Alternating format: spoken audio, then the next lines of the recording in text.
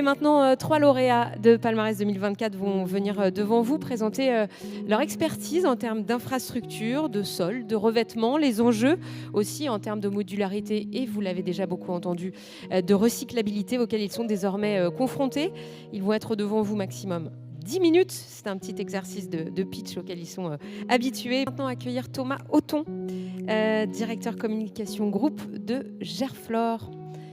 Il va nous expliquer un petit peu ce que sont devenus, notamment les terrains de jeu de ces Jeux de Paris 2024. 10 minutes, Thomas, c'est parti.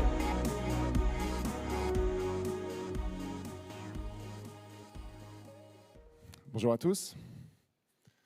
J'imagine que la plupart d'entre vous connaissez déjà Gerflor.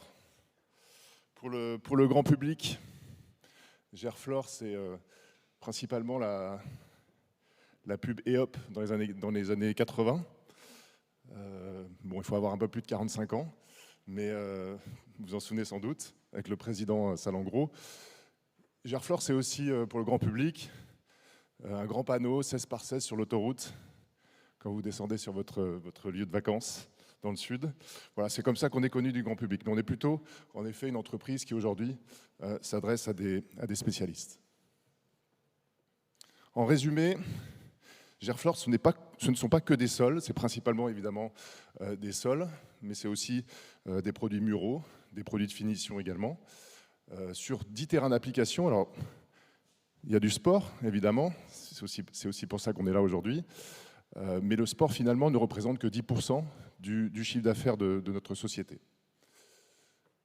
Quelques chiffres, donc société internationale, 5 000 collaborateurs aujourd'hui dans le monde, et plusieurs usines de fabrication, évidemment en France, il y en a 6 en France, mais aussi dans nos principaux marchés. Pour parler du sport, certes, ce n'est que 10% de notre chiffre d'affaires, du business, mais en termes de vitrine, en termes de visibilité, évidemment, ça nous apporte beaucoup plus globalement sur la marque. Le partenariat avec Paris 2024 est un peu la consécration, justement, en France, des activités de Gerflor. Mais on est partenaire des plus grandes institutions sportives depuis très longtemps. La particularité aussi de nos sols, de nos terrains, c'est que finalement, ce sont exactement les mêmes qui sont installés à la Paris Arena Sud pour les JO récemment, que dans un gymnase d'une collectivité ou d'une municipalité. Ce sont les mêmes propriétés, les mêmes sols. Et on va voir que c'est important, notamment dans cette notion d'héritage. Partenaire de nombreuses fédérations internationales. D'ailleurs, Lionel Arlin, qui m'accompagne aujourd'hui, est en charge de ces partenariats internationaux. Il pourra vous en dire plus tout à l'heure, mais c'est de cette crédibilité-là que naît finalement nos partenariats olympiques, puisqu'aujourd'hui, Paris 2024 était la 13e édition pour Gerflor des Jeux Olympiques, puisqu'on a commencé en 1976 à Montréal, et la 4e édition pour les Jeux paralympiques. Donc pour en venir à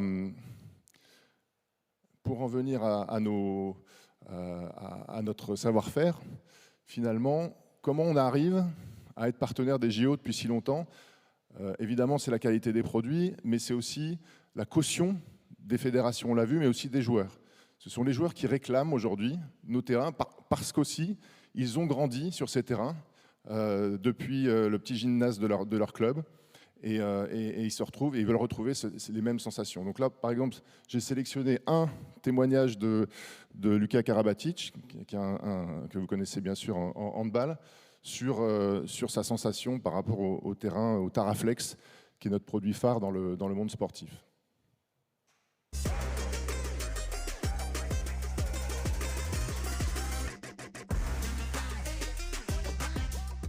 En 3 mots, adhérence, consistance et amortissement. Sûr, souple, beau. Confortable, performant et agréable.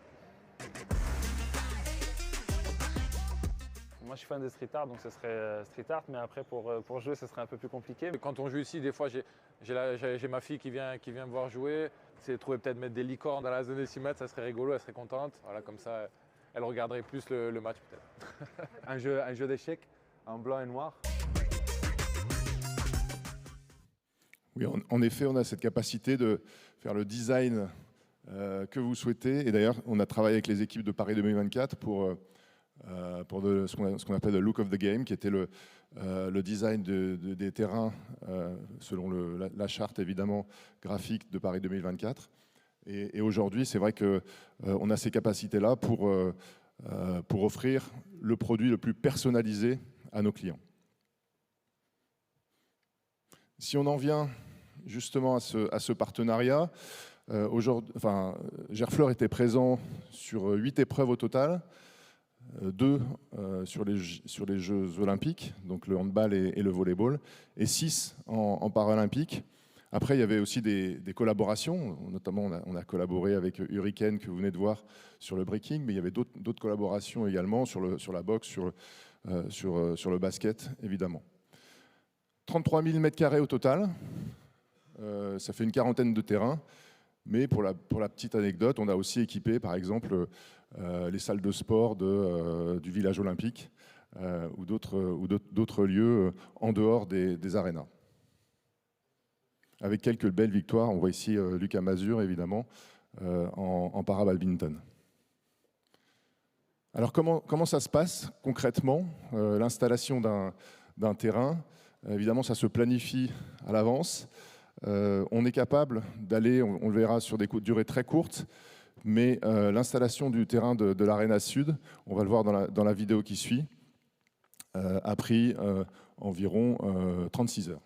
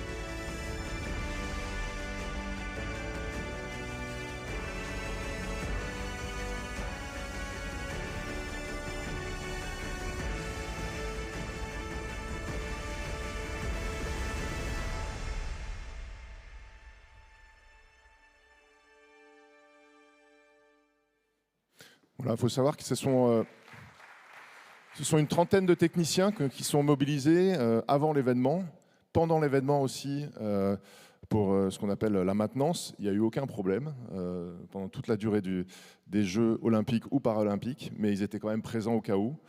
On parlait de l'anticipation tout à l'heure avec Paname 24. Il y a eu un record qui a été battu aussi pour installer les terrains à Pierre-Mauroy, puisque vous savez que les épreuves préliminaires du basketball étaient à Pierre-Mauroy à Lille, et ensuite ce sont les phases finales du handball qui ont pris place, et il a fallu installer le terrain en très peu de temps, 18 heures ici en l'occurrence. Et puis un des points sur lequel qui faisait partie du cahier des charges de Paris 2024, c'était que 90% de nos équipements soient réutilisables, notamment dans des collectivités. Nous, on a été au-delà de ça. On a aujourd'hui l'ensemble des 40 terrains utilisés pour les Jeux et les Paralympiques et Olympiques sont déjà réinstallés dans des clubs, dans des municipalités, dans des collectivités, dans les gymnases, comme vous pouvez le voir ici sur cette photo, au Krebs de Strasbourg. Donc, c'est un des points clés pour Gerflor, c'est évidemment la réinstallation, le recyclage des sols, sachant que les sols eux-mêmes sont déjà recyclables à 100% en termes de matériaux et sont composés aussi de 35% de matériaux déjà recyclés. Donc on est dans un cycle assez vertueux et on est complètement inscrit évidemment dans la volonté d'héritage des Jeux. Merci à tous.